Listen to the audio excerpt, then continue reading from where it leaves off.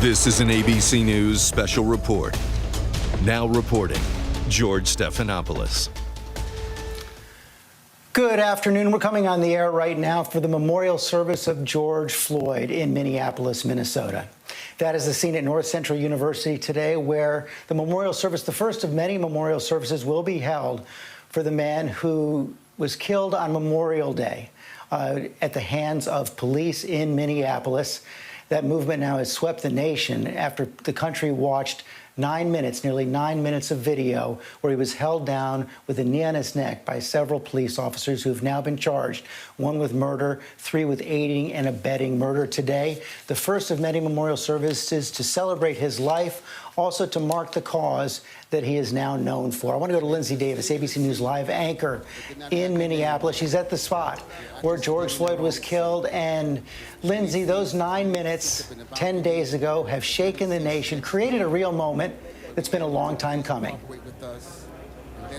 A real moment indeed. I think that to discuss the magnitude of it, you really have to define it by the history of it. And I'm just going to take this here out for a moment because I'm hearing the service. But I think back to Sojourner Truth, who in her famous Ain't I a Woman speech, she said, well, children, where there is so much racket, there must be something that is off kilter. And she said that back in 1851. And here we are, 169 years later, still fighting for the same things, for justice and for equality. But the racket that she described, I think it feels a little bit different this time. One of the first observations is that there's so many non-black participants who are taking part and becoming stakeholders in this conversation, who are marching, who are protesting, who are asking questions, who are curious about it, and saying enough. As you said, this is the 10th day that now we're seeing this unrest and these protesters and this outrage, and it's a rage that for centuries many black people have carried and felt that they have shouldered it alone, and that feels I think largely different now. You know, somebody said the other day that this started back with Emmett Till. And no, this started in 1619 when the first slave ships came to the shores of this country. You know, things have not been just since then. I do think that there is hope. We're starting to see evidence of the beginning of change. We hear the LA mayor who's talking about reform for the police department there, the governor of Virginia who's talking about taking down the Confederate memorials and statues. Colorado's even talking about maybe the police officers outlawing chokeholds. And so I would leave you with this. I think that, you know, many people are now familiar with the urban slang or term woke, which is essentially having an alertness to social injustice, especially race in particular. And it seems that in these past few days, there has been this awakening, not just here in this country, but perhaps globally. And what a legacy for George Floyd. We have seen that conversation shake the country, shake the world. Byron Pitts, our anchor of Nightline. This service today, one of the purposes of the service, to continue that conversation, to send a message to the nation. Oh, George, that's absolutely right. As we hear the sweet sounds of that gospel choir, I think back to the purpose of memorial service in the black church. I'm someone who grew up in church. And so this particular service is meant to do 3 things. One is it is to allow people to walk into a space angry, heartbroken, to grieve. But after that, it is meant to allow people to celebrate the life of George Floyd. And then finally, it is to allow people to then leave that place of worship full of hope and optimism. And so I think it is a moment meant for the people who will attend this service, but also for our nation. As we've seen, George, across the country and across the world, people have been angry. There has been pain.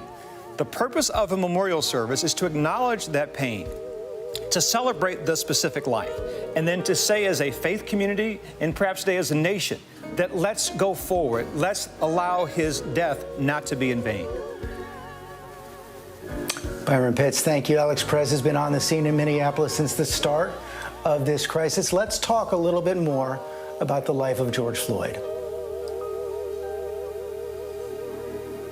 Stirring gospel music playing in the background here. You can really feel the tone in the air. As Byron said, people are here to remember and celebrate George Floyd, but also to talk about what happened to him and how they can move forward. Now, George Floyd, 46 years old, started his life in Houston, where he grew up loving football. He once was an aspiring rapper, but he fell upon bad luck and decided to move his life here to Minneapolis in about 2007. And you talk to people here, everyone we've talked to over the last week, they'll tell you the same thing. He was the kind of person who believed in peace. He was not an aggressive person. He was not one to disobey the police. You talk to his nephew will tell you he always worked to inspire him. He wanted him to do more with his life. His family has only positive stories about George Floyd. Now, I want to show you some images from a little bit earlier today when the hearse arrived here on the scene. We saw the police chief here in Minneapolis, Medaria Arredondo, taking a knee right there. You can see him as the hearse moves by, respectfully taking a knee as the hearse and other family members and officials that are joining this celebration here of his life made their way to the property here. There you see them now. The police department taking a knee as he arrives here. You can't understate the power of that image. There has been so much pain within the Black community here in Minneapolis when it comes to the police department and their relationship with that department. And so many people here are finally starting to see what they believe is the beginning of some change. So that image is powerful, George. It speaks volumes to so many people who have struggled here. Now, to give you an idea of how things are going to unfold here inside the sanctuary, there's going to be about 250 people. That will be the immediate family. That will be Al Sharpton and his delegation who will be delivering the eulogy. But there will also be, in a different area of this building here, anywhere from 700 to 800 members of the public. They were provided tickets by family members and others to attend this event here. Now, because of COVID concerns, the event can't be any bigger than that. So they are adhering to some of those concerns, but you can feel it in the air right here, George. This is a moment in history, and everyone here wants to make sure that it's marked appropriately. And we see those reminders that it's occurring, as you said, right in the middle of a pandemic, to see those masks, to see the people spaced apart in a sanctuary that would normally be so crowded. A reminder also how many thousands of Americans and their families have had to grieve for their lost ones over the last several months alone, not with their friends and families surrounding them. I want to bring in our Chief Justice correspondent, Pierre Thomas, for more on this. And Pierre, one of the big questions will be, will justice be served in this case? And now we know, as of yesterday, all 4 officers who the entire world saw in that video have now been charged in this killing. George, they have been charged, and there are still cries for justice. Law enforcement officials are moving expeditiously, but the people want these men prosecuted, and we'll have to see if they can build a case that's effective that gets them prosecuted, George. But I'm struck in this moment that we're about to have a homegoing celebration of this man's life and also deal with the pain. And we're here today because of the way that George Floyd died. He died pleading for his life. He died asking to breathe. He died with a white man, a police officer, literally with his knee on his neck, with his hand in his pocket, casually looking as if he was reading the newspaper. And I think that is the essence of why African Americans and so many people across the world really are looking at this case and said, can that really happen? Yeah, it happened. And it's indicative of the relationship that African Americans have often felt in dealing with the police. As I've said before on air, Black people in this country have often been looked at as suspects first and citizens second. And at the end of the day, this is a convergence of all those feelings, all those routine encounters with law enforcement that have gone poorly for African Americans. And George, I said the other day to a friend, raise your hand if you know of a case of a white person being killed by police in this manner. Raise your hand. And no one could do it. George?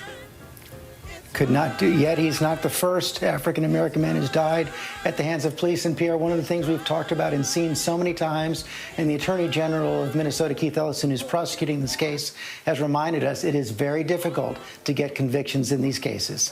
It is indeed. And in part, you have to overcome the notion that police have a special place in society. They have an extremely difficult job, and often they are given the benefit of the doubt. One of the things that they can often make the argument is that they felt a threat to their lives or a threat to others. That may be more difficult in this case because Mr. Floyd was handcuffed, hands were behind his back, and he was in a prone position. But you still have to prove intent. What was the intent of the officer? What was in his mind? There's an ongoing federal investigation that's running parallel to this particular investigation. It's a civil rights investigation known as Color of Law. And one of the things they will have to prove is whether the officer intended to violate the rights of Mr. Floyd. And that means they'll have to look at the officer's background, whether there were complaints about him. A lot of work to be done, George.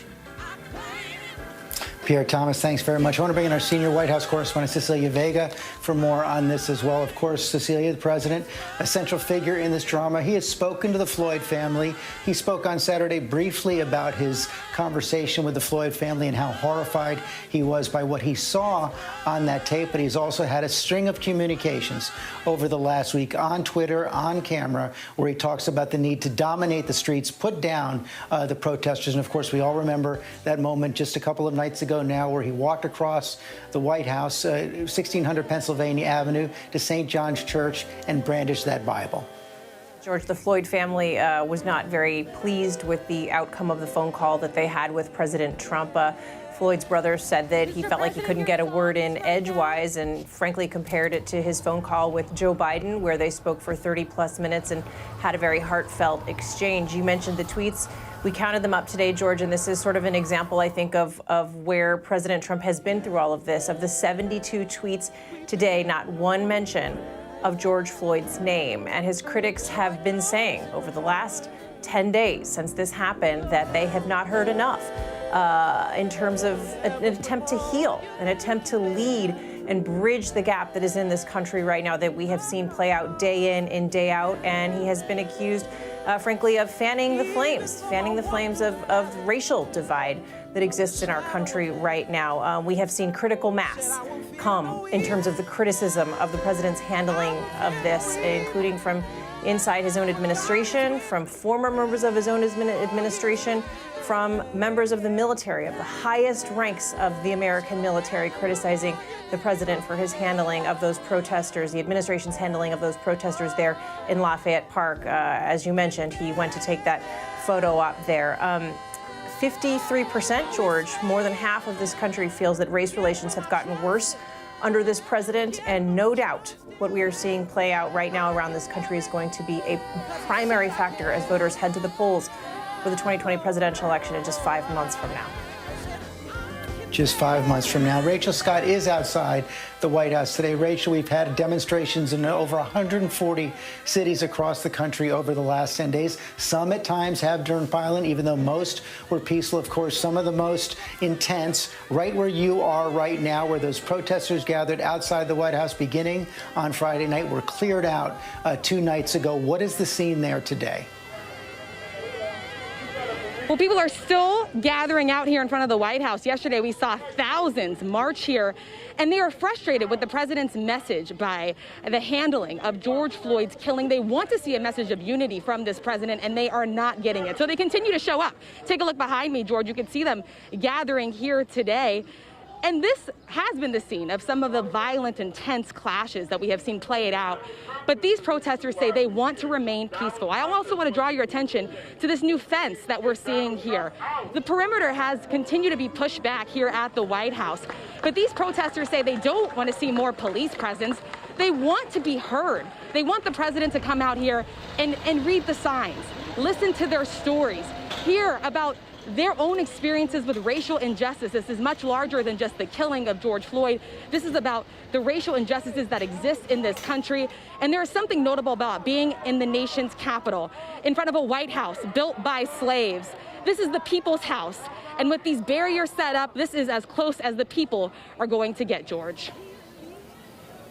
Rachel Scott, thanks very much. I want to go back to Minneapolis right now. Lindsay Davis, again, at that memorial site, now a shrine in the memory of George Floyd. Give us more of a sense of what's been happening there today, Lindsay. You know, I think what's so unique and cannot be understated is that anyone that you can think of who passed away within the last 3 months, no matter how large they loomed in life, their funeral service was limited to just 10 people mourning. And really, there has now been, I guess people are kind of throwing risk aside, being in the midst of this pandemic because of the outrage. That is primary at this moment. And just out here on the street, it's kind of like if you're in your cousin's backyard barbecue, the cookout, and it's this family reunion of people you've never met. It's all ages, it's all races. People just have free food. I don't know if you see the smoke wafting in front of the lens every once in a while, but there's a barbecue pit just to my right here, and there's cold water, and people just going up to each other, and even, you know, high-fiving despite COVID-19, which, you know, there are health concerns about that.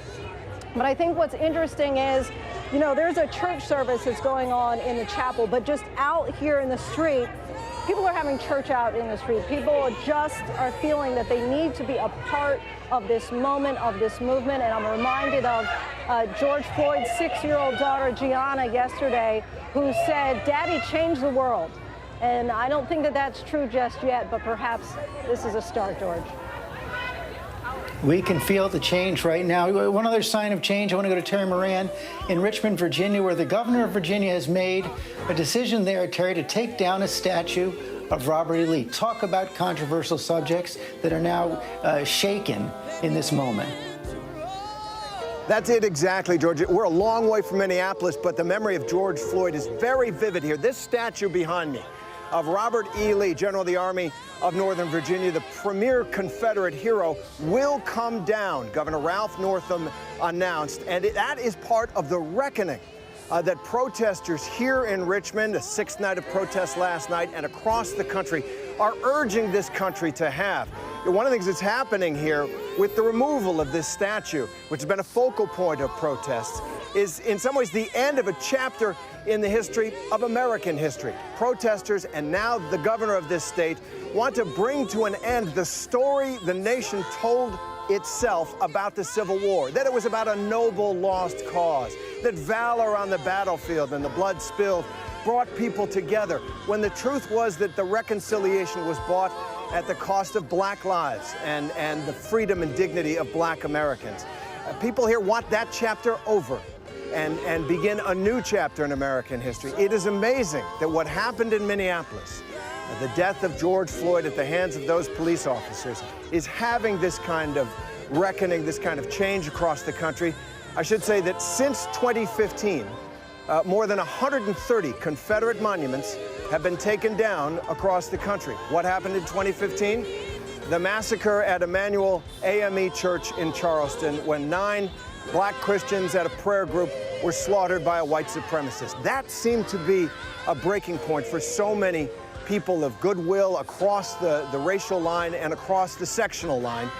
This decision today by Governor Northam to bring down this statue continues that, and there is more pressure because of this moment of protest to sweep across the South and the North, finding these monuments to the racially based slave power that was the Confederacy. It is an amazing time to be here. You don't see many protesters here. There are several hundred who've gotten out of the hot sun under the trees that I'm under right now, but they're here, and for 6 nights, this has been where the protests start, and they march a couple of miles to the capital of Virginia. Today, they won a victory in Governor Northam's decision to bring Robert E. Lee down. The statue will be taken, and a decision will be made on what is best to do with it. It is a remarkable moment here, George.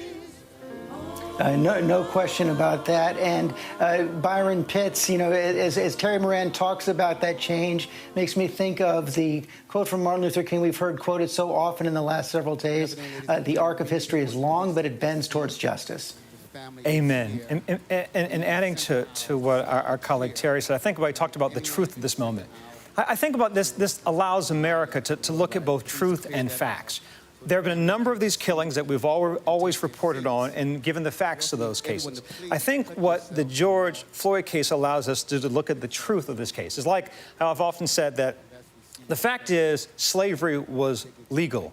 The truth is it was always wrong. And so I think now this is giving America an opportunity to look at a truth about our nation. And I think, George, it's worth pointing that it's significant that this happened where it happened. It happened in Minneapolis, Minnesota, a community that has one of the highest high school graduation rates in the country. It's also a community that for generations, churches have welcomed immigrants and refugees from around the world. So it's a different place from, say, my hometown of Baltimore or Ferguson. So I think it's a space that allows us to see this perhaps in a different way. And thinking about, as we try and figure out how significant this moment is, I think I go back to 1955, to Emmett Till. Emmett Till was killed in August of 1955. That shook America. In December of 1955 was when Rosa Parks refused to give up her seat on a bus. And so there have been a variety of moments throughout our nation's history that at different points strike us, touch us, move us. And it seems in this case of George Floyd, this was a case where in some of the other cases, some can make the argument, well, he was running, he seemed aggressive, who knows the details are.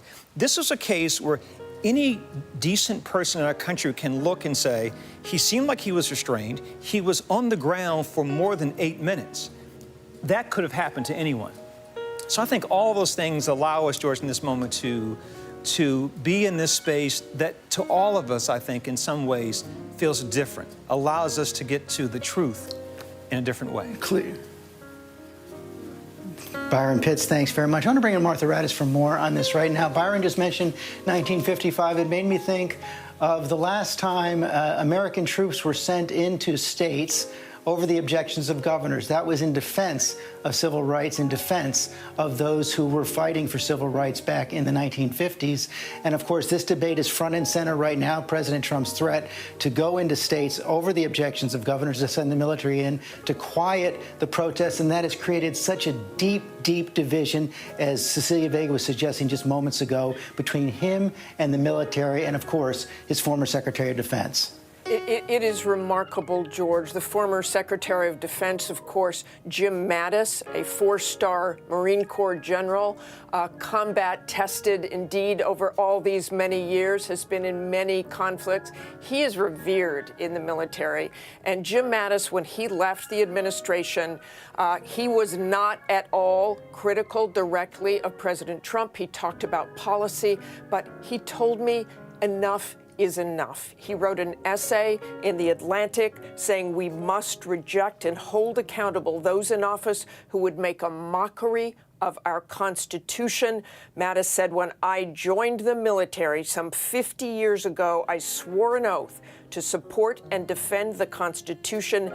Never did I dream that troops taking that same oath would be ordered under any circumstance to violate the constitutional rights of their fellow citizens, much less to provide a bizarre photo op for the elected commander-in-chief with military leadership standing alongside. He is talking about the current Secretary of Defense, Mark Esper, and the current chairman of the Joint Chiefs of Staff, Mark Milley. We have also heard from Admiral Mike Mullen, the former chairman of the Joint Chiefs of Staff. I know these names may not be familiar to people, but I cannot stress how high-ranking they are and how they have tried to stay out of politics. I just spoke to Mike Mullen a short time ago, and he said for him this was an inflection point, but he immediately started talking about the death of George Floyd. He said when he saw that video, he felt like he was seeing someone just pull a black man out of their home, kill him, and have their buddies standing by and watching. He just said again and again the racial injustice in this country has propelled him to talk, but also an inflection point of looking at those troops on American streets. He said, it sickened me to see security personnel, including members of the National Guard, forcibly and violently clear a path through Lafayette Square to accommodate the president's visit outside St. John's Church. I have to date been reticent to speak out on issues surrounding President Trump's leadership, but we are at an inflection point, and the events of the past few weeks have made it impossible to remain silent. Admiral Mullen told me he remembers the Vietnam War. He remembers the reputation of the military. He does not want the military to be politicized. He said, we have tried for 50 years to regain the reputation with the American people. We've done that. He does not want to lose it now, George. And Martha, one of the reasons the military feels so strongly about this, listen, none of our institutions are perfect, but the military has been at the vanguard for 2 generations now of trying to set an example for diversity and inclusion and opportunity. Absolutely. That is exactly what the military has tried to do. And you know, one of the things in the military is teamwork, is unifying those teams, is fighting together as a team. And I think all of these generals and admirals who have come forward, who swore an oath to the Constitution, feel if the country can't come together, they feel that if the president is dividing the nation, the country itself can't come together, just as those teams, those American teams, those American service members have to come together to defend the nation.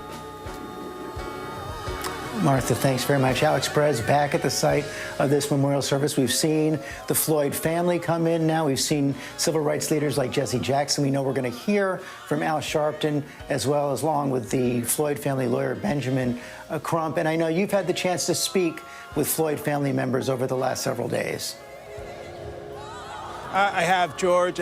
We saw Quincy, George's son, walk into the building here just a short time ago. I spoke with him briefly yesterday, and he is a young black man that's heartbroken, trying to really make sense of all of this, still can't understand why something like this could happen just based on the color of skin, as he feels. Now, George, I was able also to spend a lot of time talking to Terrence Floyd, and that's George Floyd's brother. And I asked him why he thinks this case, this situation, is different than others past. And he actually had a very direct and easy answer, and he credited that video, but not just the video, because he says we've seen videos like these before. But unlike other videos where after the fact, a lot of people have injected this idea of perceived threat. Was the person reaching for the officer's gun? Was the person running away? Was the person trying to assault the officer? None of that existed in this case, he said. His brother was handcuffed on the ground, pinned down. And he says because of that video, that perceived threat, that's not there. And because of that video, he believes people who would normally look away, people who would normally not stand up for something like this, are now finding that they cannot. They must speak up. They must stand for it. And we've seen evidence of that here the last week. I've seen at that memorial, that mural that's now been seen around the world, from the very, very old to the very, very young. I've seen people of all shades, of all skin tones, coming there moved, emotional, and feeling like they lost a family member.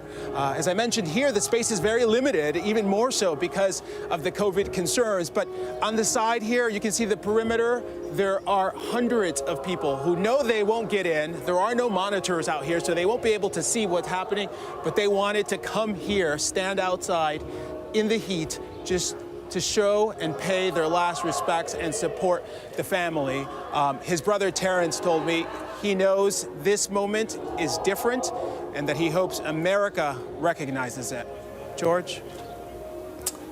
Thank you very much. We're seeing Floyd's son, Quincy, Reverend Al Sharpton, now enter the arena as well. And as we're watching this, Pierre Thomas, I want to bring you back in on this as well, Pierre, because we are seeing peaceful observances today. Most of the protesters in the streets over the last several days have been peaceful, but it must also be said that this has become an opportunity for many who seek to sow violence as well. It has, George. Law enforcement today announced, the Attorney General announced that there have been 50-plus arrests connected to the various demonstrations across the country. And, George, some of those involve arson.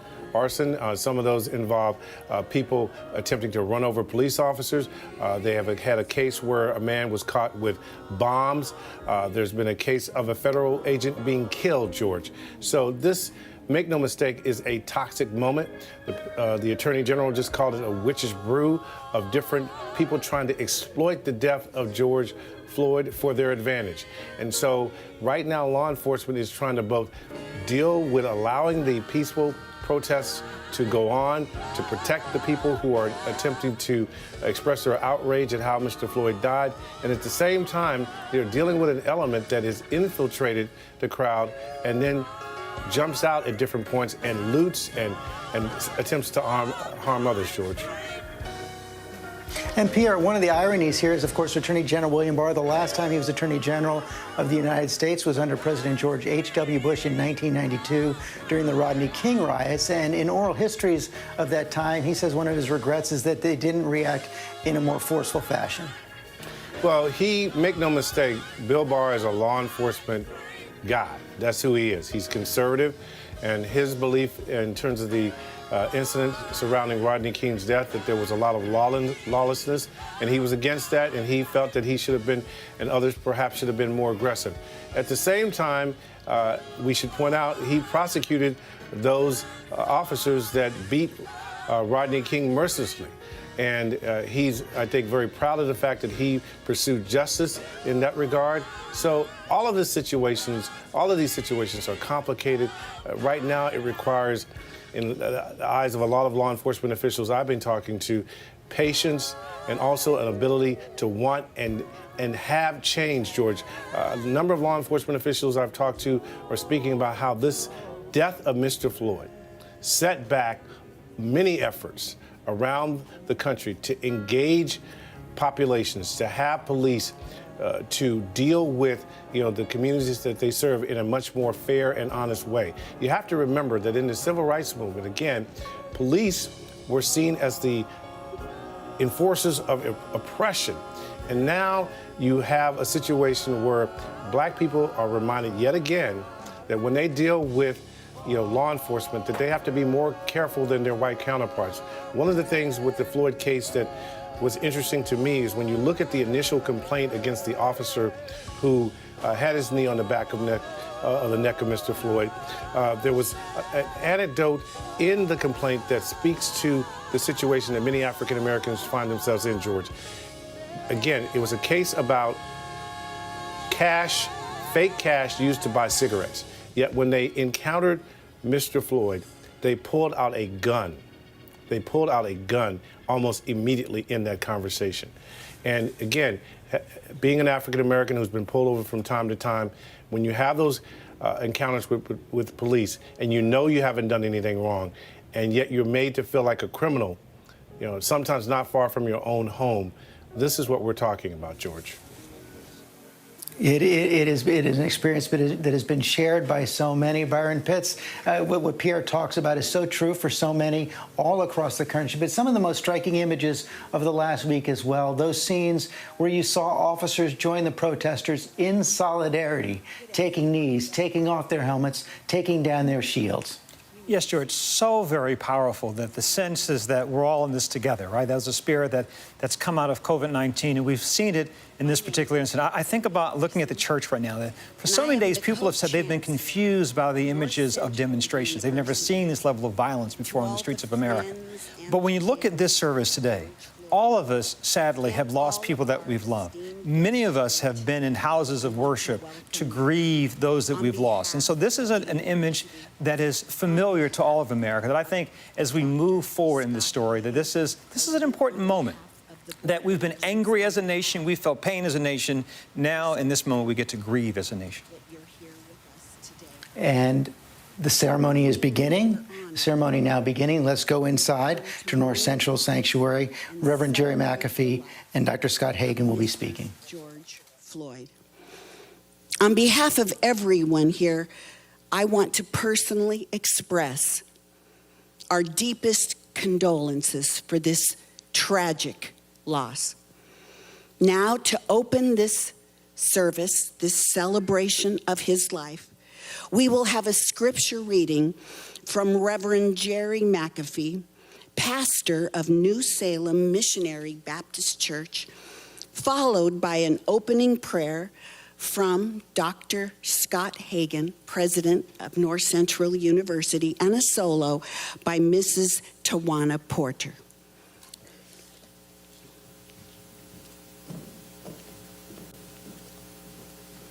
On behalf of the pastors and preachers from Minneapolis and St. Paul the Bloods on the south side, Gangster Disciples and Vice Lords on the north side. Psalms 27. The Lord is my light and my salvation. Whom shall I fear? The Lord is the strength of my life. Of whom shall I be afraid?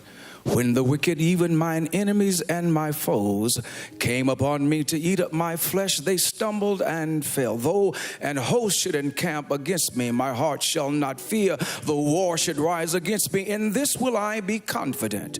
One thing have I desired of the Lord, that will I seek after, that I may dwell in the house of the Lord all the days of my life, to behold the beauty of the Lord and to inquire in his temple. For in the time of trouble he shall hide me in his pavilion. In the secret of his tabernacle shall he hide me. He shall set me up upon a rock.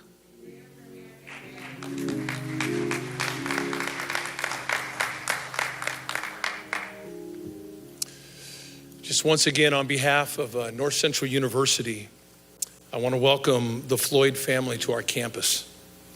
This is truly an undeserved honor for our university. I've been praying all week that this sacred space would become a table of healing for the Floyd family, for the city of Minneapolis, and for the world that is grieving beyond these walls. In just a moment, I want to offer a brief prayer. But before I offer that brief prayer, I just want to announce, as president of this school, the institution of the George Floyd Memorial Scholarship.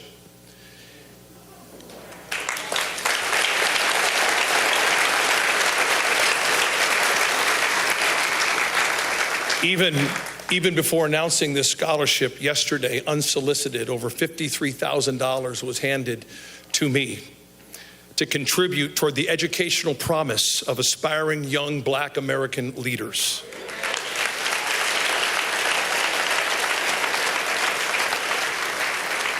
But here's what I really want to say. Far beyond North Central University, I am now challenging every university president in the United States of America to establish your own George Floyd Memorial Scholarship Fund.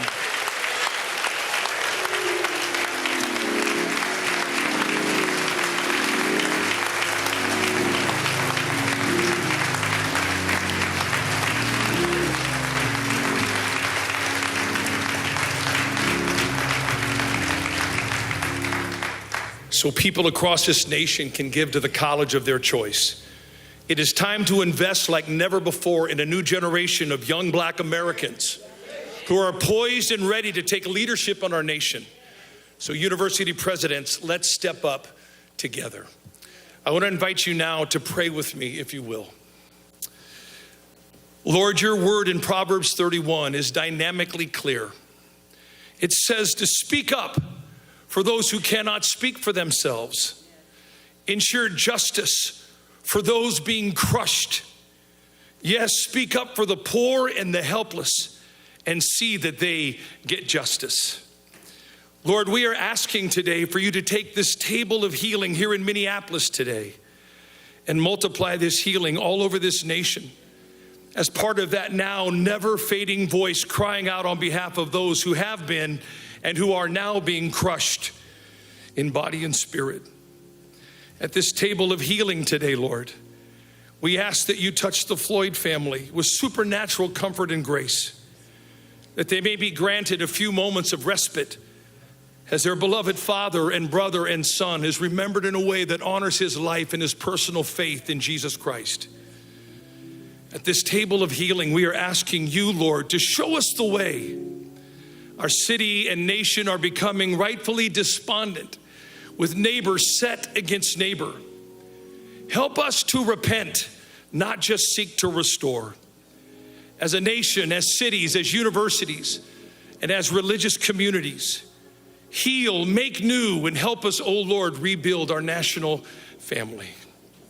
And finally, Lord, at this table of healing today, we are asking you to search our hearts as pastors, rabbis, priests, imams, business leaders, politicians, and educators. Help us reconcile our failed witness and lead us forward as caring neighbors and diligent gatekeepers of mutuality and mercy. Guide this generation to change the national narrative on race and power, and change all of our hearts until they match your heart.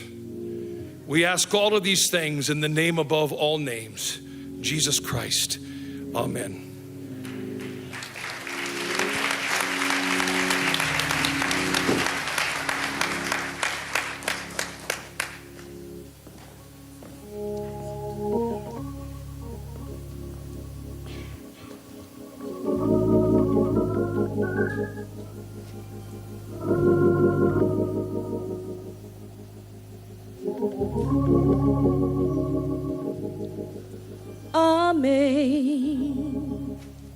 Amazing grace, how sweet the sound that saved a wretch like me. I once was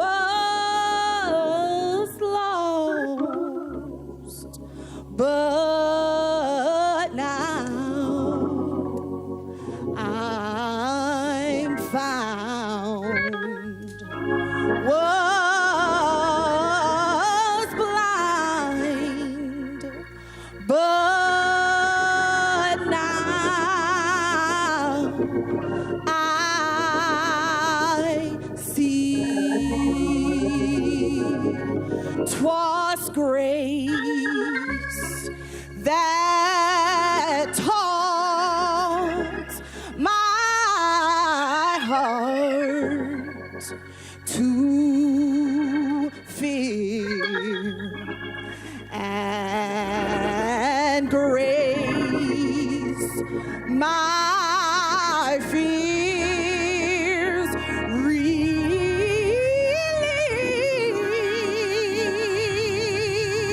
How precious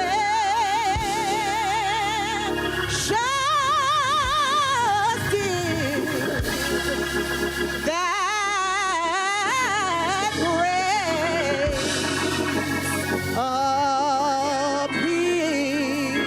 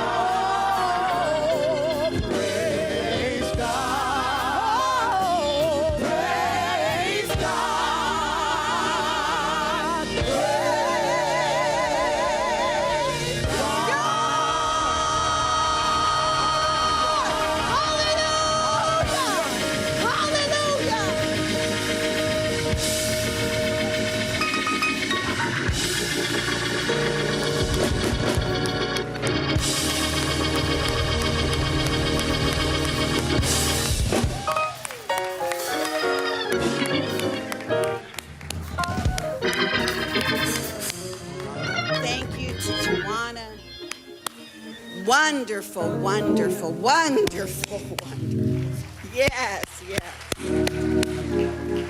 Thank you, thank you, thank you. We're going to have the opportunity now to hear in just a moment from loved ones, friends, and family of George Floyd. But before that, I would like to welcome to the podium Attorney Benjamin Krupp for his remarks. Would you please welcome him? Thank you.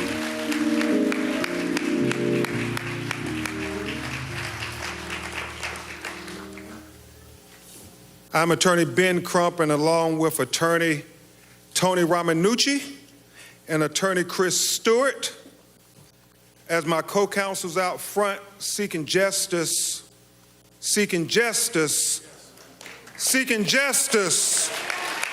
for the family of George Floyd, along with a lot of other great attorneys who are working in the background, who I will mention briefly before we bring up the ones who knew George Floyd all of his life. I want to thank lawyers towing in the vineyards like Devin Jacob, Chris O'Neill, Lee Merritt, Darrell Parks, Jasmine Rand, Bill Pentas, and Carol Powell-Lexon, because you may see Tony and Chris and I, but it's a whole team of lawyers who are working, because it's going to take a united effort fighting in the courtroom and outside the courtroom to get justice for George Floyd.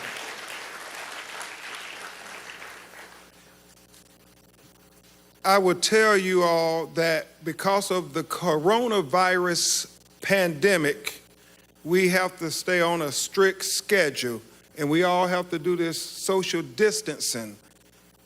But I want to just put it on the record, Reverend Al, that it was not the coronavirus pandemic that killed George Floyd. I want to make it clear on the record. Will Packard, it was that other pandemic that we're far too familiar with in America, that pandemic of racism and discrimination that killed George Floyd. So before we make a plea to justice, we feel it appropriate that you hear from the people who really knew George the boy, knew George the adolescent, knew George the man, and from whence George came. So I would ask that his brother Polonus Floyd, his brother Rodney Floyd, his cousin Sharita Tate, his nephew Brandon Williams, please come to the stage, and I would ask Attorney Tony Ramanucci and Attorney Chris Stewart to come and stand with me behind them as united they tell the world why we should celebrate the life of George Floyd. Please come up, family.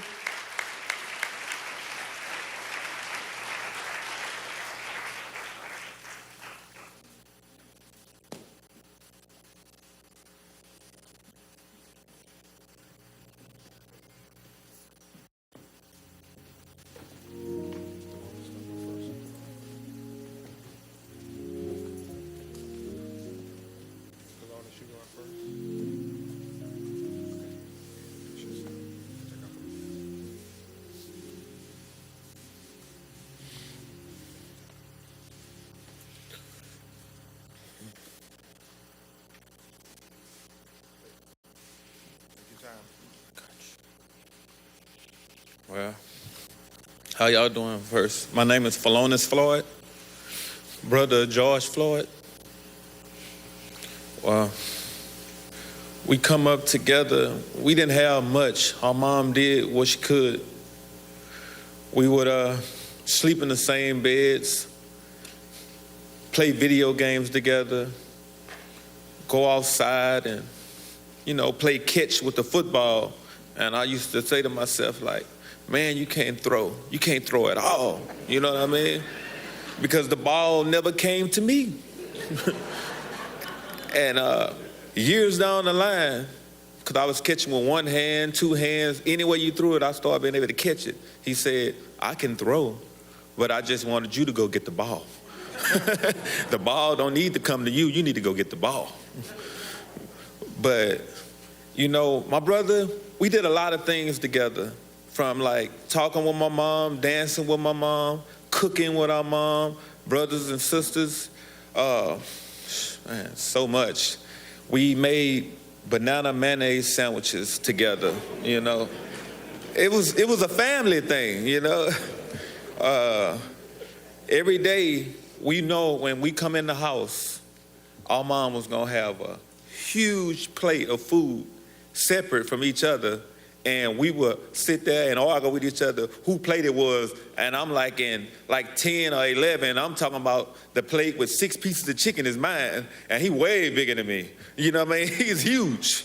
So, man, from that, being in the house with my brother, man, it was just like inspiring to other people, because my mom used to take in other kids, and most of them was George's friends, and they wanted to stay with her. They loved her, and my brother, he was okay with it. So then you had 3, to me, they were grown then, because they kicked me out the room.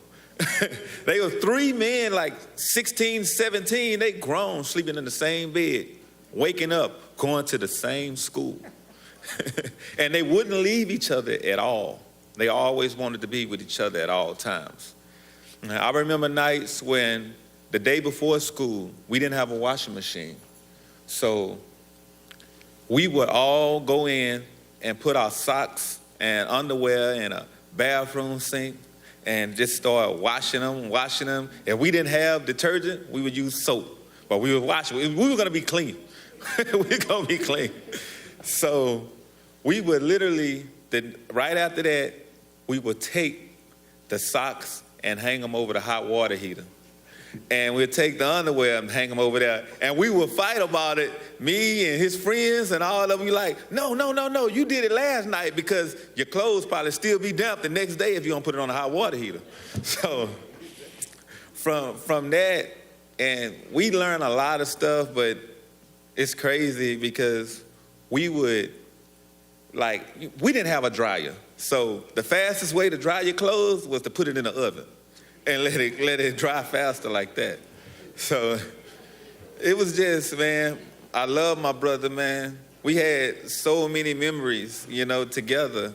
I remember him waking me up, telling me, hey, man, can you iron my clothes for me? And I look at him, but then I look at his size and I say, you right, big bro, you right. You know what I mean? It was just amazing. Everywhere you go and see people, how they cling to him. They wanted to be around him.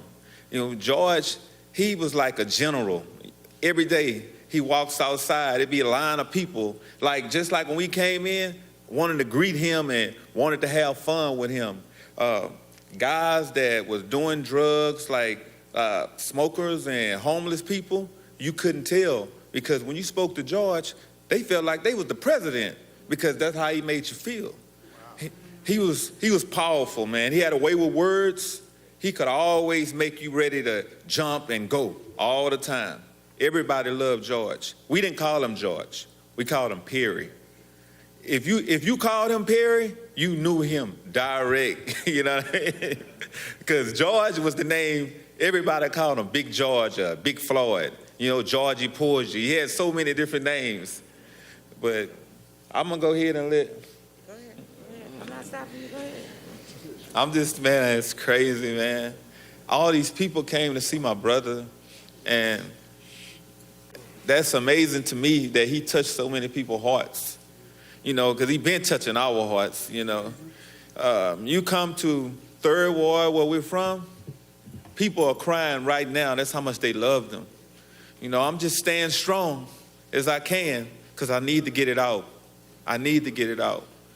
Everybody wants justice. We want justice for George. He's going to get it. He's going to get it. He's gonna get it.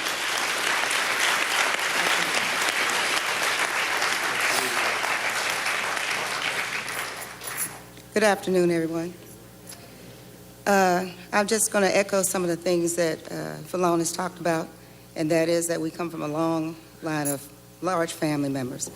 Our mothers were siblings of 13, and if I can kind of fast forward a little bit, my aunt she lived in Houston, and she would always talk about being there, not having any of the siblings close to her. So my mother decided to move to the Houston area back early 80, 81. And so we came to Houston, and we were all excited that we could have somebody close to us, because the only time we really would see each other is like during the holidays or when people would travel to visit my grandmother. Long story short, I mean, we didn't have a whole lot, but we always had each other. And we always were taught that, you know, we could always bring other people into the fold. Always, no one should ever go home without having a meal or having food. And so that's how, as he talked about, my aunt was someone in the community that everybody, they called her Miss Sissy. And all of the kids loved to come over there. And she ended up having, 30 or 40 kids that would come over there because they always knew that they could get something to eat if they came there. And not only food, but they could be loved and they could feel part of a fold. So we were raised to always welcome people in and to embrace other people. And so you could see, as all these people, no matter who you talk to, they will all say the same thing, and that George was somebody who was always welcoming, always made people feel like that they were special, and nobody felt left out. And he would enter into a room. Everybody would feel like they were special. He would embrace them. As I think about the thing that I will miss about him most is his hugs. Like, he was this great big giant, and when he would wrap his arms around you, you would just feel like, you were, everything could just go away. Any problems you had, any concerns you had would go away. So while we're all grieving, I just want to kind of highlight his children, Quincy, Javion, Tanjanika, Tyson, and Gianna, and his 3-year-old granddaughter, Journey. We all need prayer. But if I am honest about it, we are more concerned about his children and his grandchildren. So I ask that you pray for us as we go along this marathon to make sure that justice is served on George's behalf, or Perry as we call him. I ask that you pray for us and especially for their children. Thank you.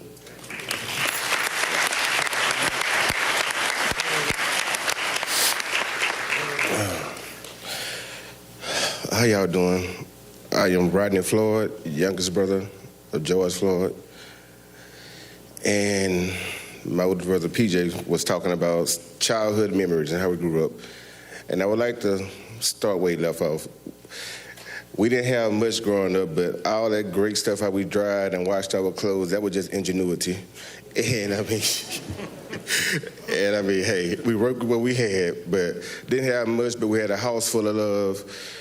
And I mean, I appreciate the love of everyone in here in the state of Minneapolis. Y'all adopted my brother and showed him so much love. And we feel that love in your city and thankfully everybody and plus around the world. It's a beautiful thing, this great love we're receiving. And George Floyd is receiving, because he would love it. I wish he was here in the presence, in the flesh, to see it, because all this great unity, he would bring in the tears like it's bringing us. But share fun memory of my brother, Big Floyd, as y'all know. Oh, cooking-wise, he would make me, honestly, him and the other brothers, 3 gentlemen my brother mentioned grew up in our house, so they would say, "Little bro, you make the best grilled cheese. Can you please go make us one?" I mean, if I tell y'all as a little 6 or 7-year-old kid, I did that numerous times, and I realized as I got older, y'all just using me. But I was just happy to be doing it. But my big brother, I mean, great guy, great gentleman, great man, and as a child, without no father figure, he was big brother, but I didn't see the little stuff they were throwing out. He was doing the best he can, and the mistakes he made, and I watching them, following him, correcting myself as a grown man, as a teenager growing up, and learning from him how to be a man, and everything he instilled us and taught us. He was doing him, but he was teaching us how to be a man because he was in this world already before us, and he gave us a lot of great lessons. And I mean, one thing about a man, keep the definition as is. Floyd, responsibility. He would stand up for his family and friends, and he's great at that. And I want you guys to know that he would stand up for any injustice everywhere. Can y'all please say his name? Thank y'all. Oh my God.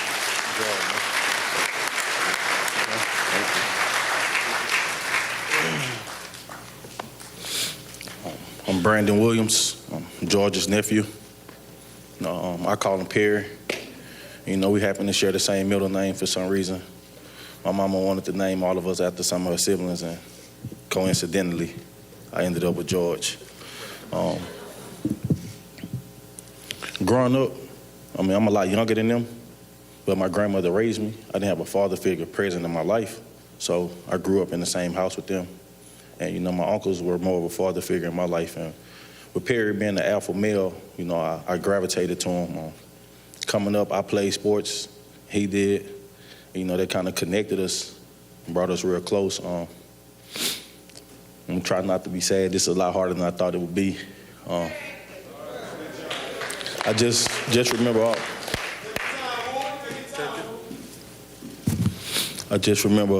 just all of the memories, man. So more than anything, I just want to say thank you to him, just for being there, just being a real, genuine person, just being loving and caring, and somebody I can count on no matter what.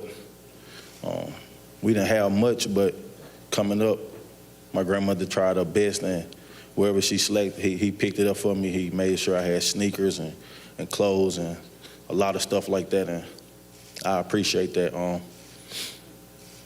gonna end it with a funny story about he was the biggest LeBron James fan, and I remember, I don't know if you guys are familiar with the NBA, but when the Cavaliers, they came back on the Golden State Warriors in the finals, and I remember the very first phone call, and I told him, "Unc, man, you too happy. You sound like you won a championship." And we laughed about it, and he said, "Man, you know how I feel about LeBron. I did win a championship." So, and every time we would talk, I asked him, like, "Hey, how you doing, man? You good?" And he said, "I feel like I won a championship." And that kind of stuck. It was just this inside thing we had. So I know with him being the strong person he was, and seeing everybody come together and just rally around him and extend all of the love and support to our family, and man, we thankful and grateful. And I know more than anything, with everybody grieving and hurting, he would want us to feel like we won the championship. So I'll end on that note. Thank y'all.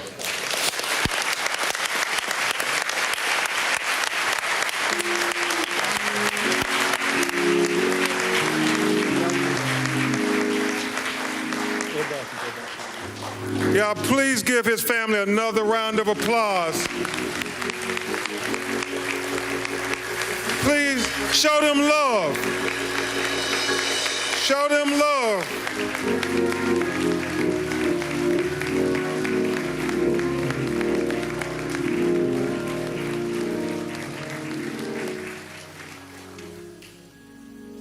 Thank you all so much for bearing your hearts. If we learned one thing, the Floyd boys like to eat. And also, they had a conversation with Tyler Perry, and it was pretty profound because they said, "We are the big extended black family that you portray, Will Packard and others, on your movie screens, because we all need one another. And you can tell this family always needed George. And so it's awfully difficult for them." The plea for justice is simply this.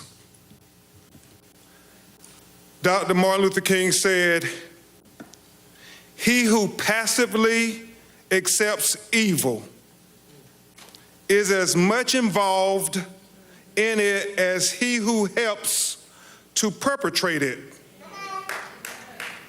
He who accepts evil without protesting against it is really like cooperating with it. You know, T.I., on that video, what we saw was torture. Reverend Jackson, what we saw in that video was inhumane. Martin III, what we saw in that video was evil. And so America, we proclaim, as we memorialize George Floyd, do not cooperate with evil. Protest against evil. Join the young people in the streets protesting against the evil, the inhumane, the torture that they witnessed on that video. We cannot cooperate with evil. We cannot cooperate with injustice. We cannot cooperate with torture. Because George Floyd deserved better than that. We all deserve better than that. His family deserve better than that. His children deserve better than that.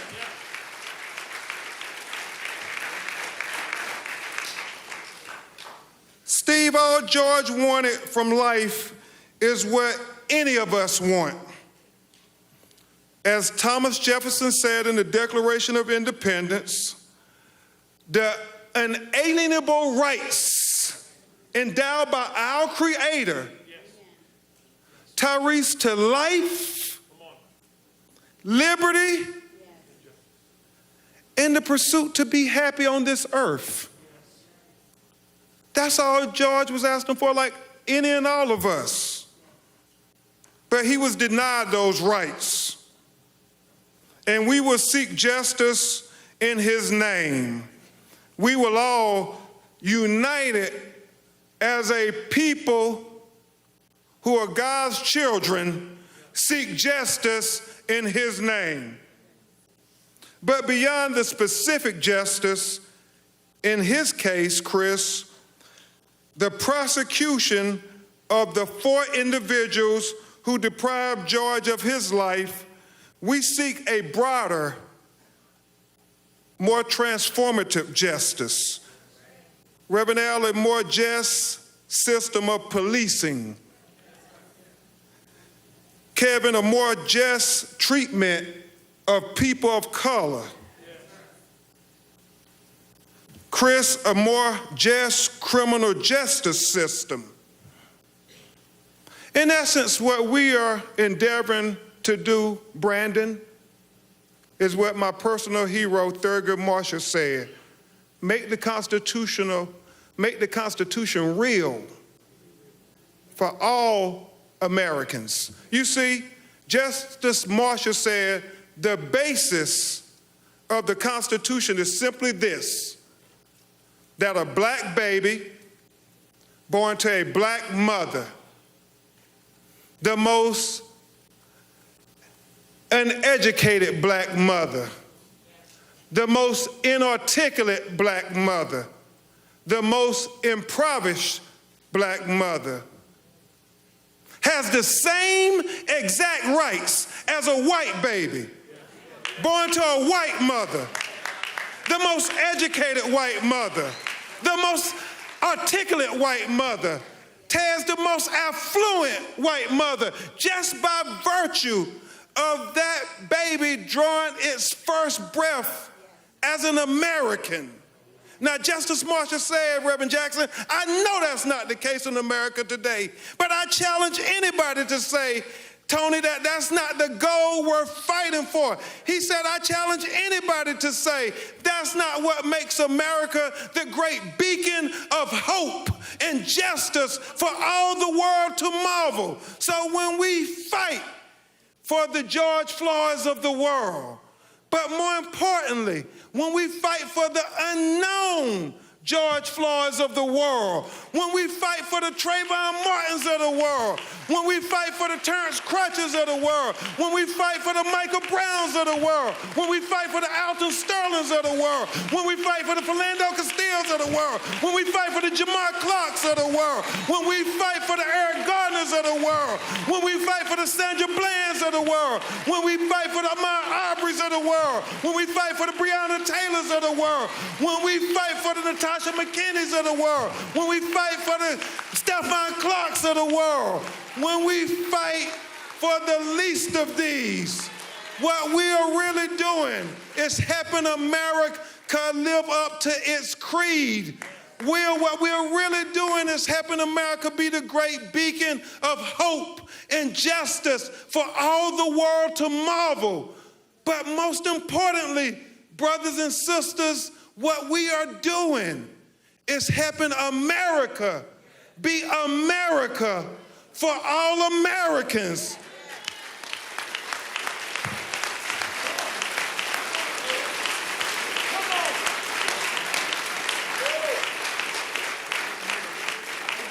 What we want, T.I., is not two justice systems in America, one for Black America and one for white America.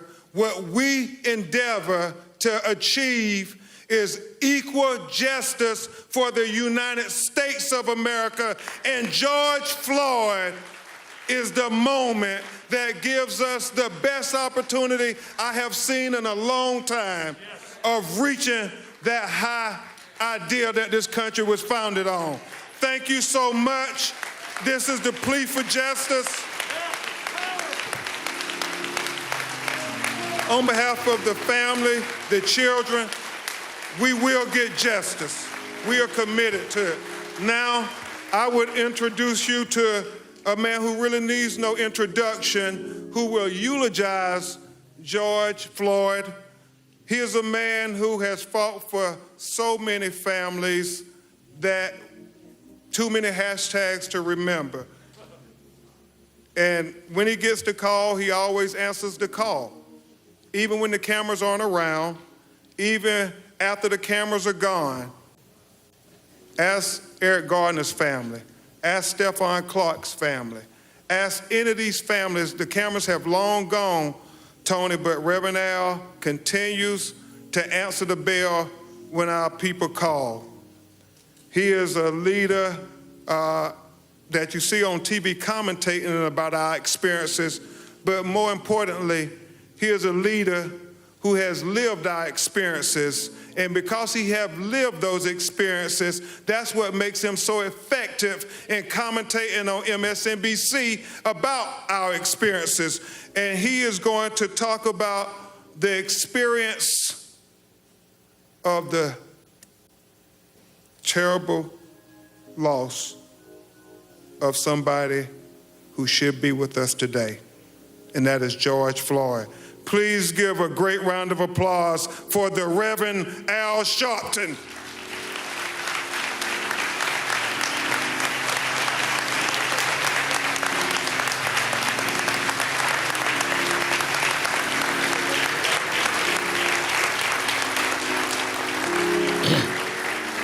Thank you.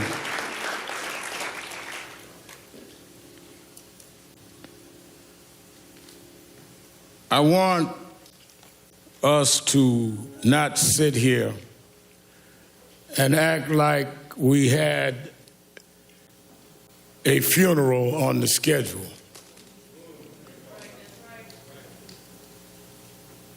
George Floyd should not be among the deceased.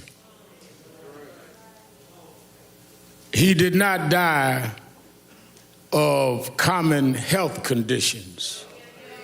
He died of a common American criminal justice malfunction. He died because of there has not been the corrective behavior that has taught this country that if you commit a crime, it does not matter whether you wear blue jeans or a blue uniform, you must pay for the crime you commit.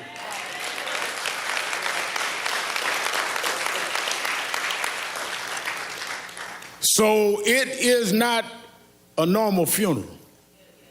It is not a normal circumstance, but it's too common, and we need to deal with it.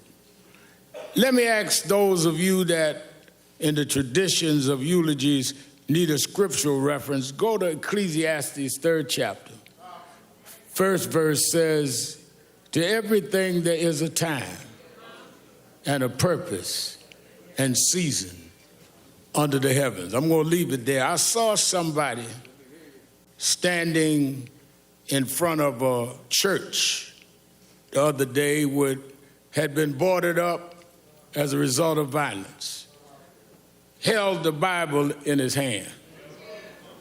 I've been preaching since I was a little boy. I never seen anyone hold a Bible like that, but I'll leave that alone.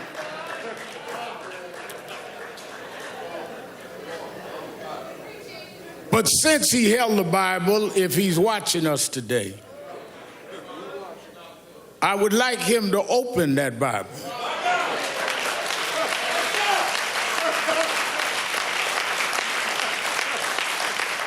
And I'd like him to read Ecclesiastes 3. To every season, there's a time and a purpose. And I think that it is our job to let the world know when we see what is going on in the streets of this country and in Europe, around the world, that you need to know what time it is. First of all, we cannot use Bibles as a prop. And for those that have agendas that are not about justice, this family will not let you use George as a prop.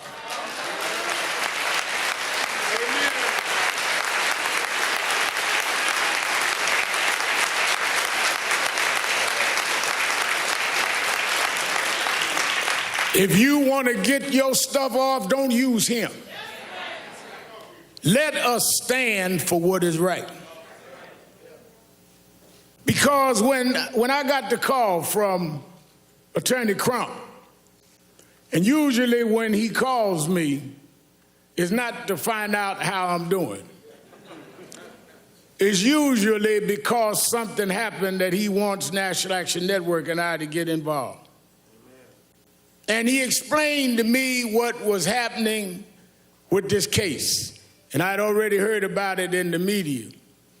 And immediately I said, well, let me know what you want me to do. He said, whatever you need to do. One of the things, Martin, that I've always had to deal with is critics would say, all Al Sharpton wants is publicity. Well, that's exactly what I want. Because nobody calls me to keep a secret. People call me to blow up issues that nobody else will deal with. I'm the blow up man, and I don't apologize for that. Because you get away too much with hiding things. Honey has talked about y'all putting clothes in the oven to have your clothes dried. Well, I didn't grow up in the third world, but I grew up in Third Ward. I grew up in Brownsville, and we had roaches. Now, I know Kevin Hart and some of the rich Hollywood folk here don't know what roaches are, but we had roaches, Ludacris. And one thing I found out about roaches is that if you keep the light off, if you're in the dark, a roach will pull up to your dinner table and have a 5-course meal. So I learned one of the ways to deal with roaches is if you cut the light on, I could run them roaches and track them down. And I've spent all my life chasing roaches all over this country.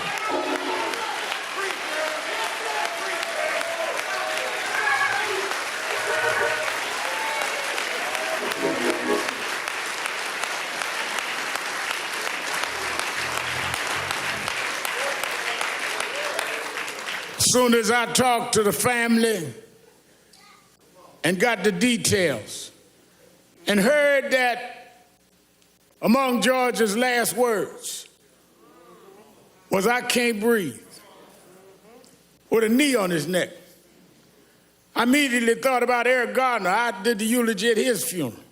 And I called his mother. And I said, "I know we are not going out because of the coronavirus, but this is so much like Eric.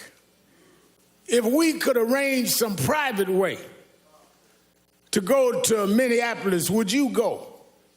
And she said, "Reverend Al, I'm already packing. Let me know." Tyler Perry said, "I'll give the families, the plane, whatever y'all need, because this is wrong." Robert Smith said, "Don't worry about the funeral costs."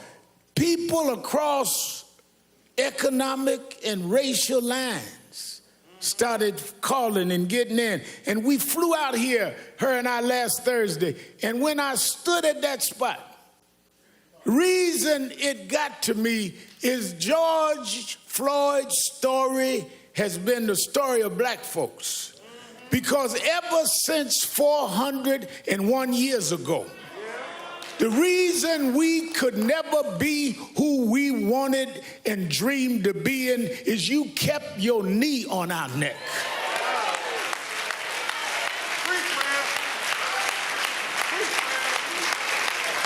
We were smarter than the underfunded schools you put us in, but you had your knee on our neck. We could run corporations and not hustle in the street, but you had your knee on our neck. We had creative skills. We could do whatever anybody else could do, but we couldn't get your knee off our neck. What happened to Floyd happens every day in this country, in education, in health services, and in every area of American life. It's time for us to stand up in George's name and say, "Get your knee off our necks."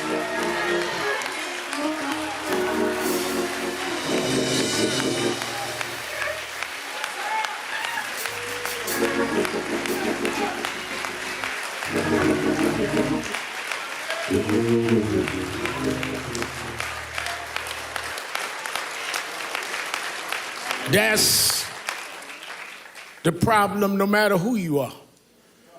We thought maybe we had a complex, T.I., maybe it was just us. But even blacks that were broke through, you kept your knee on that neck.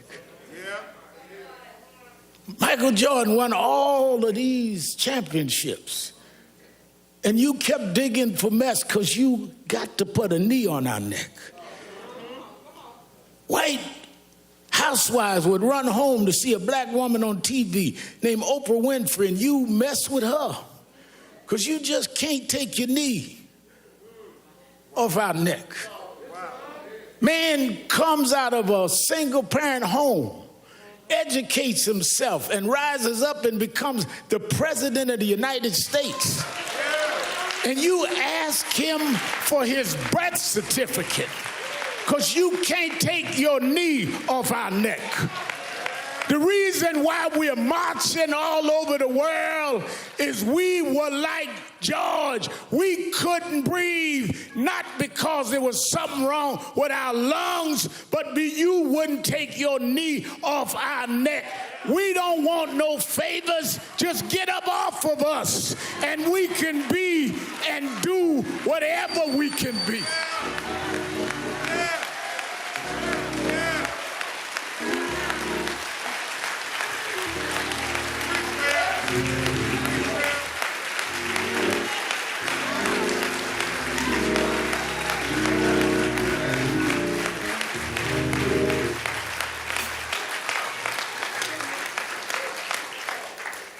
There have been protests all over the world. Some have looted and done other things. And none of us in this family condones looting or violence. But the thing I want us to be real cognizant of is there's a difference between those calling for peace and those calling for quiet.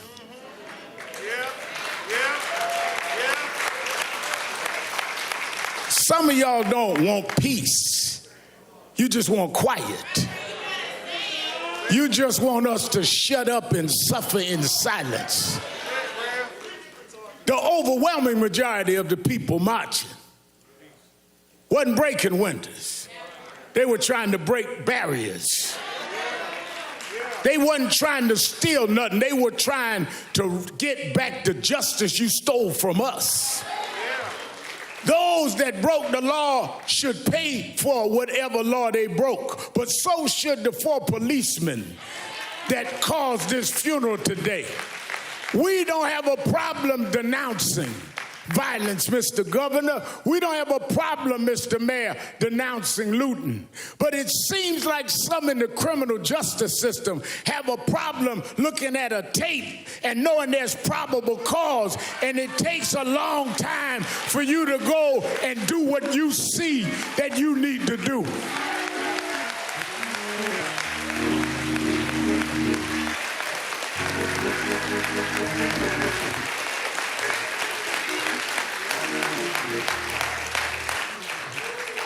But I'm one that has been Crump said.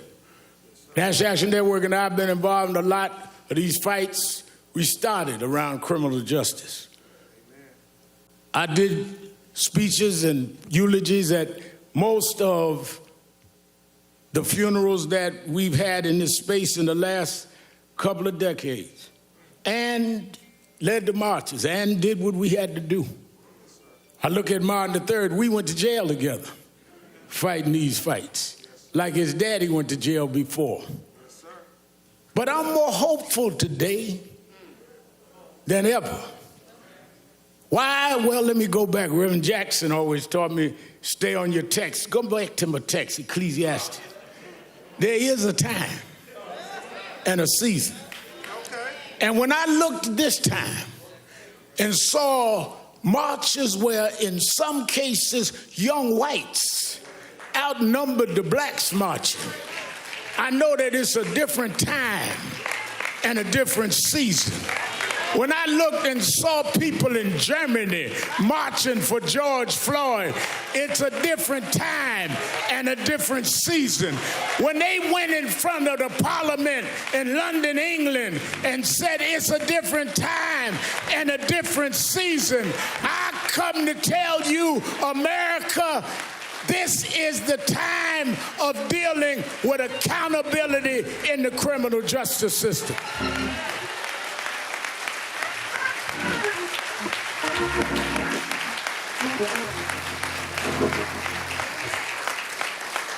Stephen, years ago, I went to march. Now I remember a young white lady looked me right in the face and said, "Nigga, go home." But when I was here last Thursday, and Miss Carr and I was headed back to the airport, I stopped near the police station. And as I was talking to a reporter, a young white girl, she didn't look no older than 11 years old. She tagged my suit jacket. And I looked around and I braced myself. And she looked at me and said, "No justice, no peace."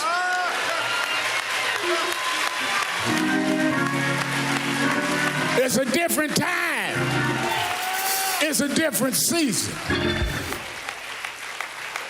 And if my Bible-carrying guy out in front of that boarded up church, if I got him to open up the Bible, I want you to remember something. You know, I was late last October to an appointment because the time changed. And I was still, my watch was on the wrong time. You know, once a year, time goes forward. And if you don't, Congresswoman Omar, move your watch, you're going to find yourself an hour late, not because your watch was wrong, but you had your watch on the wrong time. Well, I come to tell you that are sitting in Washington talking about militarizing the country, thinking that you can sell wolf tickets to people who's had enough of abuse. I come to tell you, you can get on the TV, but you on the wrong time. Time is out for not holding you accountable. Time is out for you making excuses. Time is out for you trying to stall. Time is out for empty words and empty promises. Time is out for you filibustering and trying to stall the arm of justice. This is the time. We won't stop. We gonna keep going until we change the whole system of justice.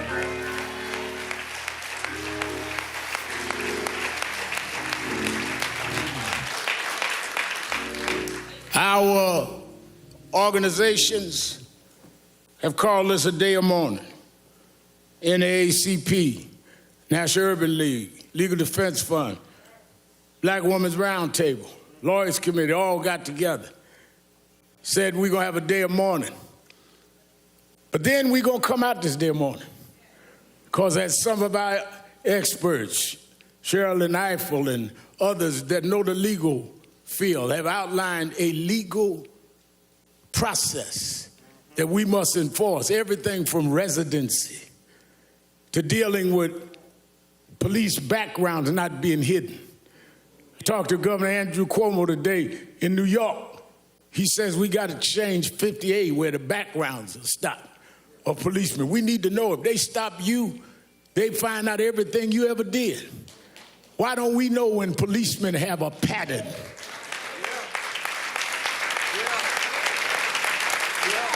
We got to go back to consent decrees. Under the Obama administration, they had put certain cities with patterns and practice under consent decrees. Reverend Jamal Bryan, I know when he was pastoring there in Baltimore, that they put it under consent decree. One of the first things that happened in the next administration was they stopped the consent decrees. We have specific policies that need to happen. Therefore, I'm glad Martin III is here today, because on August 28th, the 57th anniversary of the March on Washington, we're going back to Washington, Martin. That's where your father stood in the shadows of the Lincoln Memorial and said, I have a dream.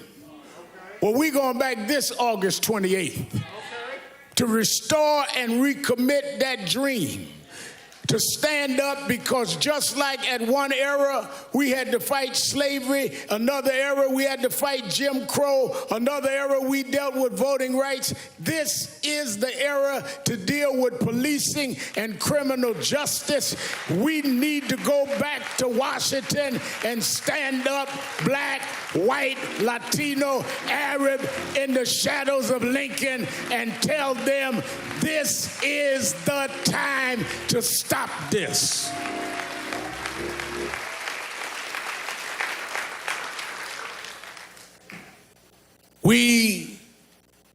Martin and I talked about this. I've asked Reverend Bryant to get the faith leaders together. I talked Randy Weidengard about the labor leaders. Oh no, we're going to organize in the next couple of months in every region, not only for a march, but for a new process. And it's going to be led by the Floyd family.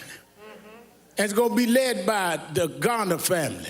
And it's going to be led by those families that have suffered this and knows the pain and knows what it is to be neglected.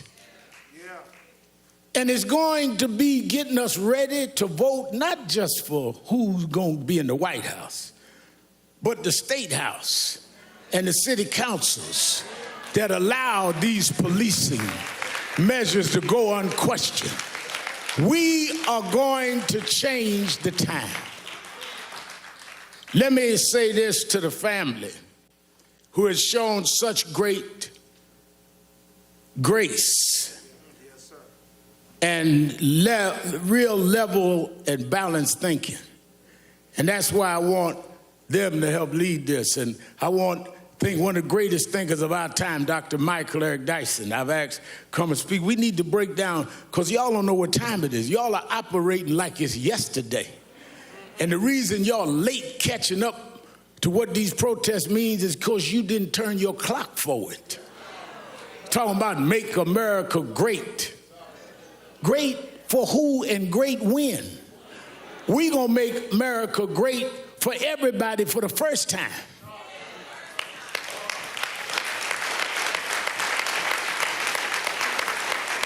Never was great for blacks. Never was great for Latinos. Wasn't never great for others. Wasn't great for women. Your own women had to march to get the right to vote. But lastly is the religious side. I was reading and kept thinking about how I was a little embarrassed because when I heard that George, at this point of suffering this brutal attack, called for his mama, I said to Attorney Crump, I said, well, I appreciate talking to his brothers and them on the phone, but I want to talk to his mother. He said his mother passed. I said his mother passed, but he was calling for his mother. And I thought about it because I was raised by a single mother. And sometimes the only thing between us and our conditions was our mothers. Sometimes the only thing that we had that would take danger away was our mothers. The only ones that would make sure the food was on the table was our mother. I know why George was calling for mama. But then as I had got that all placed in my mind and I realized why I was always calling her. My mother died 8 years ago, but I still try to talk to her. Sometimes just dial a cell phone to hear the voicemail of the phone that I never cut off. I still want to reach out to mama. But talking to Quincy last night, one of his 5 children, Quincy said, you know, I was thinking maybe he was calling his mother because at the point that he was dying, his mother was stretching her hands out, saying, come on, George, I'll welcome you where the wicked will cease from troubling, where the weary will be at rest. There's a place where police don't put knees on you, George. There's a place that prosecutors don't drag their feet. Maybe mama said, come on, George. There's a God that still sits high, but he looks down low and he'll make a way out of no way. This God is still on the throne. The reason we can fight, I don't care who's in the White House, there is another house that said if we'll fight, he'll fight our battles. If we stand up, he'll hold us up. So as we leave here today, I say to this family, I know that years ago we told them, Reverend Jackson told us, keep hope alive. Yeah. Then I know that President Obama wrote a book about hope. But I want you to know in my life, there's times that I lost hope. Things can happen like this that'll dash your hope. But there's something that is sister to hope called faith. Faith is the substance of things hoped for, the evidence of things unseen. Faith is when you got a pile of bills and no money, but you say he will provide all of my needs. Faith is when you got no medicine in the cabinet and you're sick in your body, but you say he's a doctor that never lost a patient and he'll dry tears from my eyes. Faith is when your friends walk out, when your loved ones turn their back, but you say, I don't believe he brought me this far to leave me now. We didn't come this far by luck. We didn't come this far by some fate. We come this far by faith, leaning on the Lord, trusting in his holy word. He never failed me yet. From the outhouse to the White House, we come a long way. God will God always has. He'll make a way for his children. Go on home, George. Get your rest, George. You changed the world, George. We're going to keep marching, George. We're going to keep fighting, George. We done turned the clock, George. We going forward, George. Time out. Time out. Time out.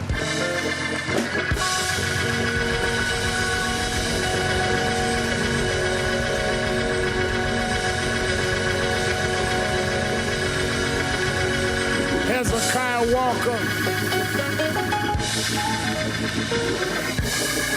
We ask gospel great Hezekiah Walker to sing a song for the family. After which, Derek Johnson of the NAACP asked me, Attorney Crump, we're going to stand for 8 minutes and 46 seconds. Though that was the time that George was on the ground. And we want you all over the world to stand with us for 8 minutes and 46 seconds and make that commitment for justice in the name of George. I want to thank the members of the Congressional Black Caucus for being with us. Won't you stand?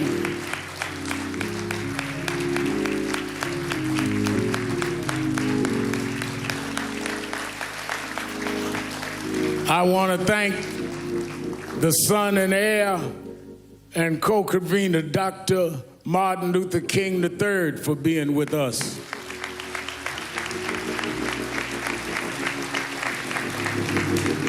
I want to thank the mayor and the governor and their brides for being with the family. Senator Amy Klobuchar of the state of Minnesota. I want to thank my mentor and one who's fought this fight for more than a half a century. Reverend Jesse Lewis Jackson is with us. And his spokesman for Rainbow Push, Jonathan Luther Jackson. I want to thank from the entertainment world, Kevin Hart. He told me don't mention he's here, so don't clap. Stand up, Kevin. We joke each other. Brother Beloved, stand up, brother. Brother Ludacris.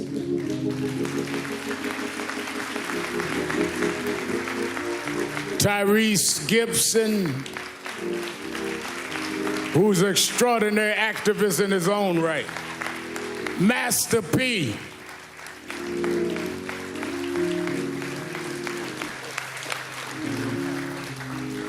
The one and only, the creative genius, Will Packard, is with us today.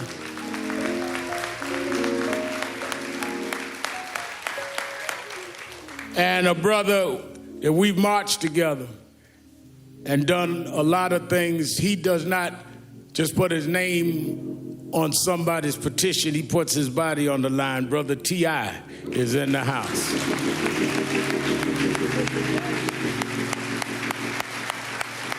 I want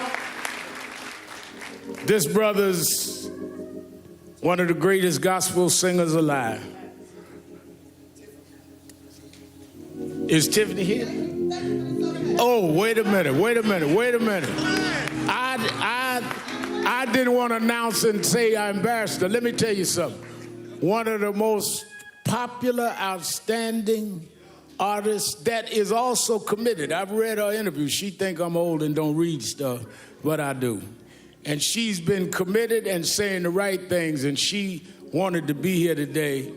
And I was so busy joking with Kevin, I didn't even look at her. Let us welcome our sister beloved, Sister Tiffany Haddish is in the house.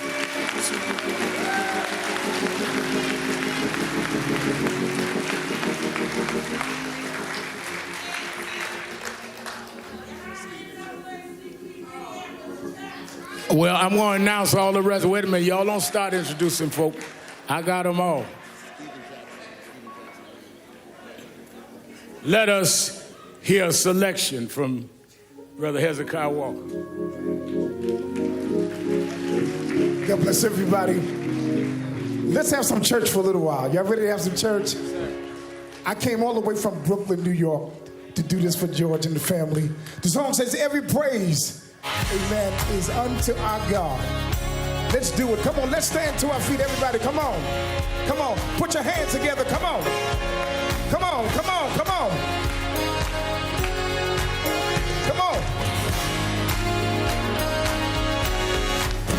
Every praise, come on. Every praise is to our God. It's to our God. Every word of worship. Every word of worship. With one accord. With one accord. Every praise. Every praise. Every praise. Every praise. To our God. It's to our God. Yeah. Sing hallelujah. Sing hallelujah. Oh. To our God. Glory hallelujah. Glory hallelujah. It's to our God. To our God. Every praise. Every praise. Every praise. Every praise. To our God. It's to our God. Come on, let's take it up. Come on. Every praise. It's to our God. It's to our God. Put them hands together. Come on. Every word of worship. With one accord. With one accord. Come on. Every praise. Every praise. Every praise. Every praise. To our God. It's to our God. Look at your neighbor and say, sing hallelujah. Sing hallelujah. Oh. To our God. Glory hallelujah. Glory hallelujah. It's to our God. To our God. Come on. Every praise. Every praise. Every praise. Every praise. To our God. It's to our God. Come on, my people. Let's take it up one more time. Come on. Every praise. It's to.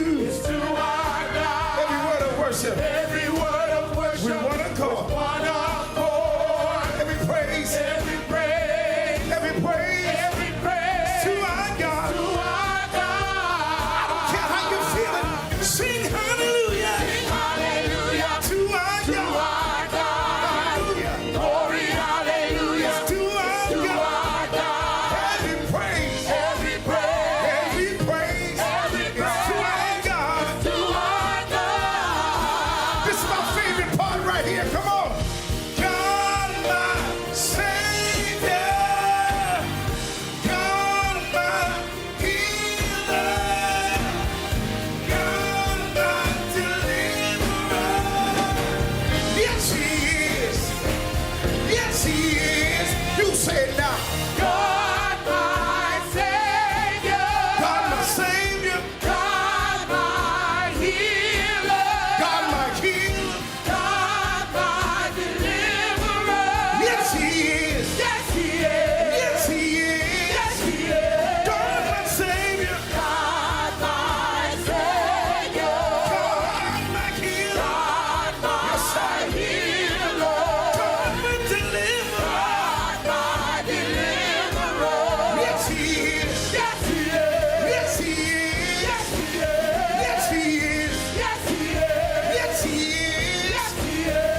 Every praise Every praise. to our God. To our God. Every word of worship Every word of worship. with one accord. One accord. Every praise. Every praise. Every praise. Every praise. Every praise. Every praise. Every praise. Every praise. All of my worship. Every praise. All of my praise. Every praise. When you see me dancing. Every praise. Every praise. Every praise. When you see me shouting. Every praise. Every praise. Every praise. Every praise. Every praise. Every praise. Every praise. Every praise. Every praise. Every praise. Every praise. To our God. To our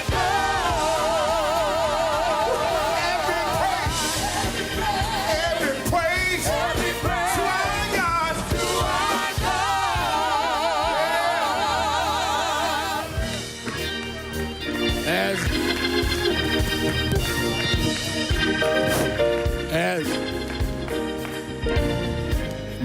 All right, as we remain standing, I want to recognize Clyde Bellecourt of the American Indian Movement. Brother Bellecourt, we're honored that you came. Thank you. And let me say, they recognize someone yelled out the state chair of the NAACP, and many of Black Lives Matter, many of the grassroots organizations that have been doing the protests on the ground in Minneapolis and around the country. Movements are about everybody. We don't exclude anybody. Those young folks, some of them organic, some organized on their own, some NAACP, some Urban League, some National Action Network. We need everybody. This is not a competition, this is a movement. And we need to stop our competing and start fighting the real enemy. Thank you for doing what y'all are doing. When I got here, they were marching, and they kept marching. They didn't need nobody to come organize something. They organized, and we're going to stay organized. And I really thank them for their work. We want to pause for 8 minutes and 46 seconds. I want you, because of the pandemic, I'm not going to ask you to take hands, but I want you to stand next to someone with the right distance. The amazing thing about this movement, people say they never seen marches all over the country. Well, we've had that, but we never had it in a pandemic. The reason I know this is a different time is people came out by the hundreds of thousands at risk of their own health to stand up. People that had been sheltered in broke out of shelter. First flight I took was to come here in many weeks. And maybe in God's own way, Martin, the fact we were sheltered means we couldn't watch sports, couldn't watch nothing. We had to keep watching that tape. Maybe because we had no distractions, that finally we are ready to deal with this. So as we stand, I would like us to stand together, and I think there's only one woman up here. I want Tiffany, since I was disrespectful, would you come stand with us up here? Tiffany Haddish, so you won't be talking about me in your next interview. And I would like the mother of Ergana, who's mother of the one who originally died of police custody, saying, "I can't breathe," to stand with me and Ben Crump on stage. It's Gwen Carr. Let us stand. Somebody said, Reverend, 8 minutes is a long time. That minute was long enough for the police to understand what they were doing. That means it was long enough for one of them 3 cops to stop what was going on. That means it was long enough for whatever this officer had in mind for him to rethink. As you go through these long 8 minutes, think about what George was going through, laying there for those 8 minutes, begging for his life. Heard someone say, narrating his own death. We can't let this go. We can't keep living like this. Sam Jackson, is Sam still here? Steve Jackson, is he here? Steve, we won't recognize, I was recognizing everybody. We got to stop this here. And we got to, in this time, bring about a new season. Let us stand still. You that believe in faith, bow your heads, or whichever way you worship.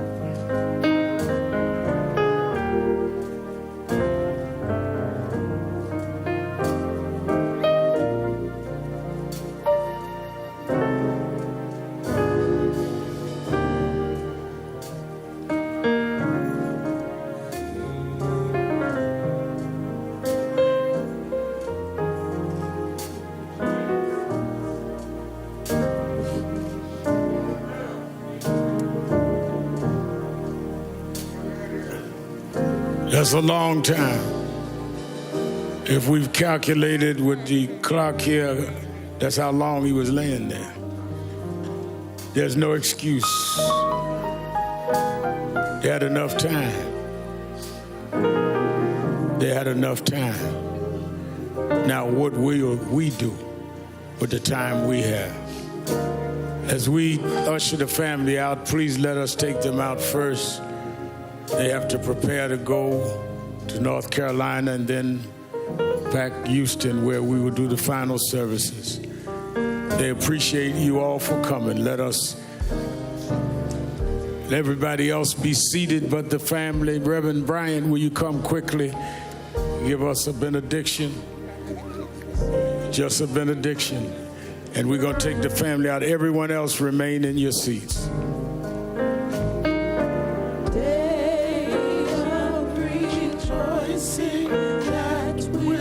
If you'll remain where you are for the benediction. Good and gracious God, merciful Master, walk with us while we run this race. Speak to us as we lift our voice. Use our hands so that they do not become fists. Change our hearts so that our rage will shift to rehabilitation. Convict the country so it can finally be the land of the free and the home of the brave. We pray this prayer in the name of an innocent black man by the name of Jesus, who was killed by a government and still rose again. And with that power, we march on until victory is won.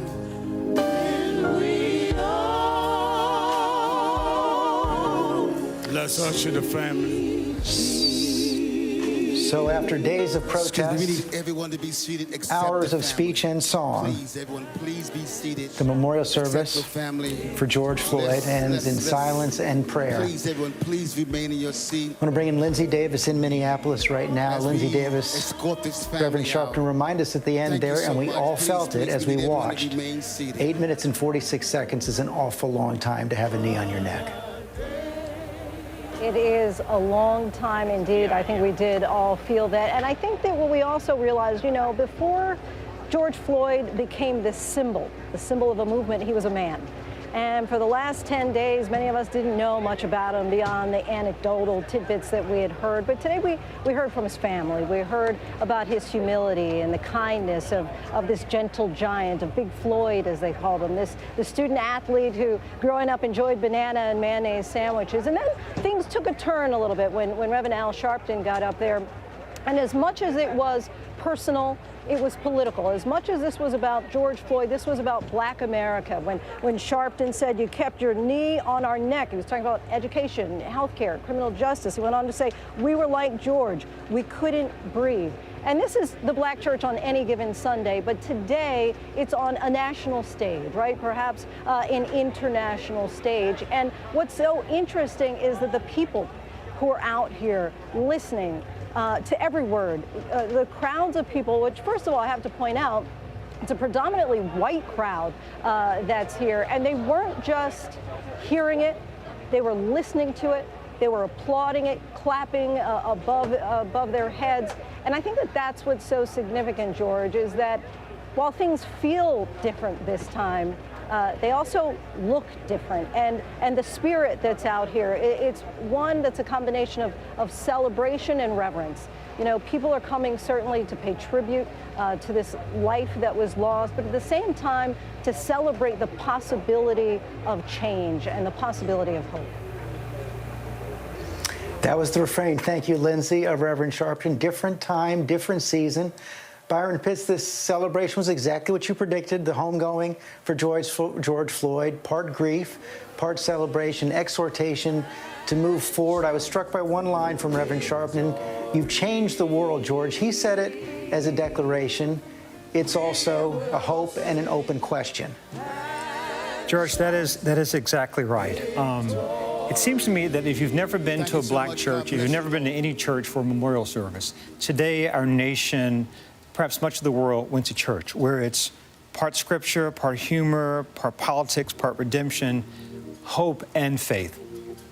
I was struck by something that Attorney Crump said earlier, that took it from the element of just race, that this is not just a black struggle, but American struggle, where he said, what we're working on is an effort to help America be America for all Americans. To Lindsay's point earlier, that we saw George Floyd humanized today, not as a black man, but as a man from modest means. I think a lot of us who come from humble beginnings can relate to banana mayonnaise sandwich and those kinds of stories. And George, we also heard humor. That, I mean, when in the last time, in the last 10 days in dealing with the story, has anyone laughed? But today, as a nation, we were able to hear his family laugh and perhaps allow all of us to laugh in the craziness and the heartbreak of this moment.